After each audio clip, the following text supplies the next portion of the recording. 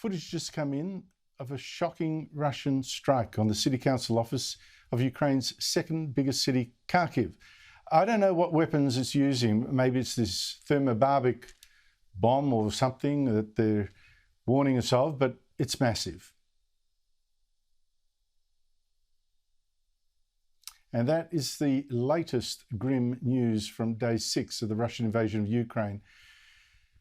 But President Putin just cannot get those brave Ukrainians to surrender. In a second, I'll show you the kind of extraordinary heroes Ukraine has produced, the kind that drive past the Russian tank in their cars and casually lob a Molotov cocktail at it.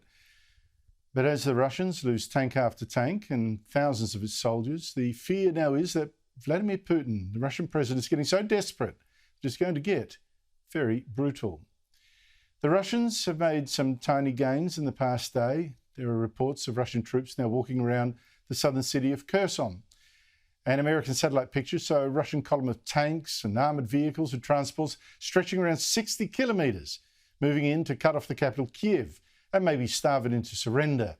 The Ukrainians report some other bad news today. 70 soldiers killed in an artillery strike outside Kharkiv, and Russia killing civilians in Kharkiv itself in what looks like a cluster munitions attack. Surely a war crime.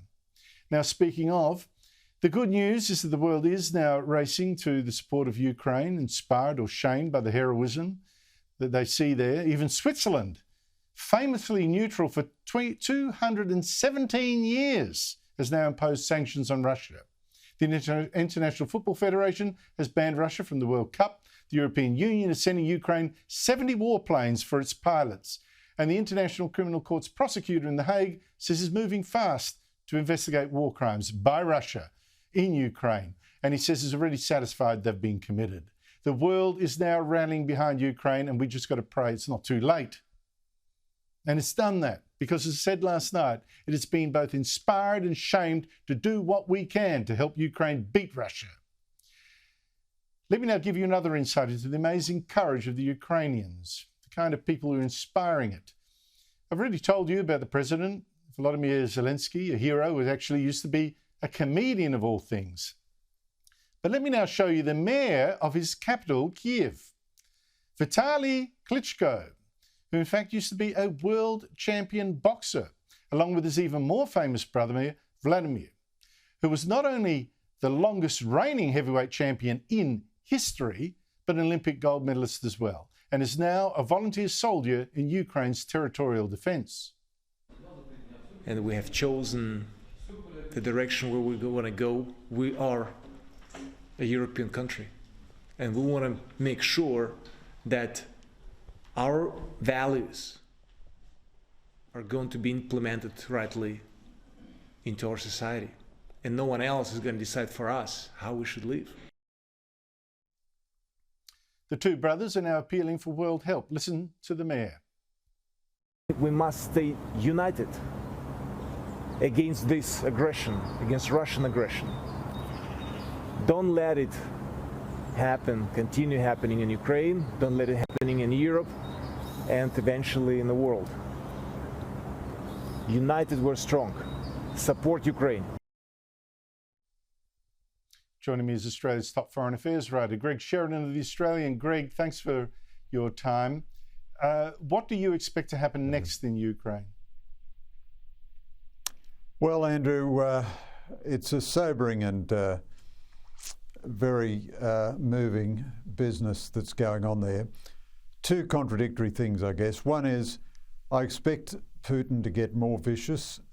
He has tried to take Ukraine without destroying the whole of the nation, because he'll have to rebuild the nation and he would be pursued for war crimes and his reputation would be even more devastated than it is now. But probably if the Ukrainians maintain their magnificent resistance, he's unlikely to accept a stalemate and he may lay waste vast sections of Ukraine. So what is already sickening could become truly horrifying.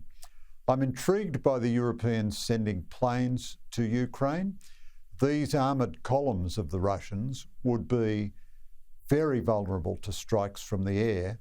If these planes can get into Ukraine and get Ukrainian pilots in them, they could have a very significant effect. It just does cause you to wonder, though, why has this all been left till now to supply Ukraine? Joe Biden slowed down the supply of lethal weapons. The Germans famously wouldn't allow any of their weapons to go to Ukraine.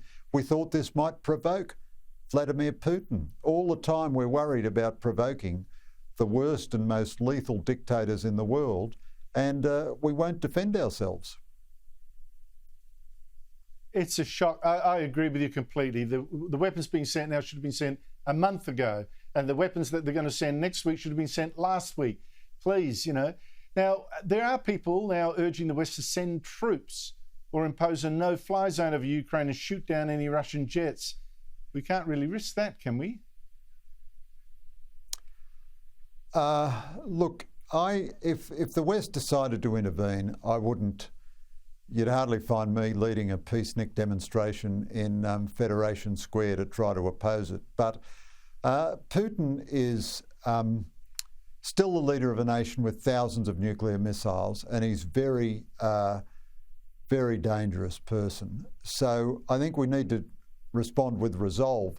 What is good is that the US and NATO have said they will defend every inch of NATO territory. So if he walks 1 inch into Latvia, Estonia, Lithuania or Poland, they will respond with full military force. Now, I historically was an opponent of NATO expansion because I thought the alliance would lose credibility if it had all these Eastern European members for which the United States might not go to war. But it is a fact that Putin has not taken aggressive action against any nation which has joined NATO. And maybe we should have let these nations join the Western Alliance and arm them properly.